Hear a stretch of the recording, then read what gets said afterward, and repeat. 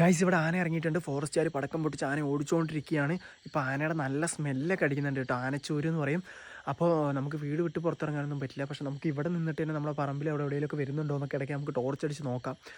കാണാൻ പറ്റുമോ ഇല്ലോ എന്നൊന്നും ഉറപ്പില്ല. ചിലപ്പോൾ അഥവാ കാണാൻ പറ്റിയേക്കാം. കുറേ നേരമായിട്ട് പട്ടികളൊക്കെ ഭയങ്കര കുറയായിരുന്നു. പെട്ടെന്ന് ഗ്രൂപ്പിൽ മെസ്സേജ് നോക്കിയപ്പോഴാണ് നമുക്ക് കാര്യം മനസ്സിലായത്. കാട്ടാൻ ഇറങ്ങിയിട്ടുണ്ട്, ജനങ്ങൾ ജാഗ്രത പാലിക്കുക എന്നതായിരുന്നു അത്. നമ്മുടെ നാട്ടിൽ ഇതിനു മുമ്പുണ്ടായ 2 കൊലപാതകങ്ങൾ നടത്തിയ ആനയാണ് ഇപ്പോൾ ഇറങ്ങി നടക്കുന്നത്. വീടിന്റെ വെളിയിൽ ഇറങ്ങിയപ്പോൾ നമുക്ക് ആനയുടെ നല്ല സ്മെല്ല് ഉണ്ടായിരുന്നു. അടുത്ത് എവിടെയോ തന്നെ ആനയുണ്ട് എന്നാണ് അതിന്റെ അർത്ഥം. കാട്ടുമൃഗങ്ങളിൽ നിന്നും ജനങ്ങൾക്ക് സംരക്ഷണം നൽകേണ്ടത് ഫോറസ്റ്റുകാരാണ്. പക്ഷെ ഒരു ഭാഗത്തു നിന്ന് ചിന്തിച്ചാൽ അവരും മനുഷ്യന്മാർ തന്നെയാണ്. കാരണം മിനിഞ്ഞാന്ന് രാത്രി അവർക്ക് നേരെ ആന ഓടിയെത്തിയത്. പെട്ടെന്ന് തന്നെ വണ്ടിയിലെ സൈറൻ ഓണാക്കിയതുകൊണ്ട് മാത്രമാണ് അവർ രക്ഷപ്പെട്ടത്. പക്ഷെ കർഷകരുടെ അവസ്ഥ അതിലേറെ മോശമാണ്. നാളെ രാവിലെ തന്നെ അറിയാം ഇവിടെ എന്തെല്ലാം നാശനഷ്ടങ്ങൾ ഉണ്ടായെന്ന്. അത് ഞാൻ നാളെ തന്നെ നിങ്ങളെ വീഡിയോയിലൂടെ കാണിക്കുന്നതായിരിക്കും. എന്തായാലും ഇന്ന് നമുക്ക് ആനയെ കാണിച്ചു തരാൻ പറ്റിയില്ല. പക്ഷെ പുലിയെ ഞാൻ വൈകാതെ തന്നെ സ്പോട്ട് ചെയ്യുമെന്ന് പറഞ്ഞിട്ടുണ്ടായിരുന്നു. എന്റെ കൺമുൻപിൽ തന്നെ പുലിയെ കാണുകയും ഞാൻ വീഡിയോ എടുക്കുകയും ചെയ്തിട്ടുണ്ട്. ആ വ്ളോഗ് ആണെങ്കിൽ ഫോളോ ചെയ്തിട്ട് ഒന്ന് കമന്റ് ഇട്ടാൽ മതി. അപ്പൊ വൈകാതെ തന്നെ പുലി വ്ളോഗ് വരുന്നതായിരിക്കും.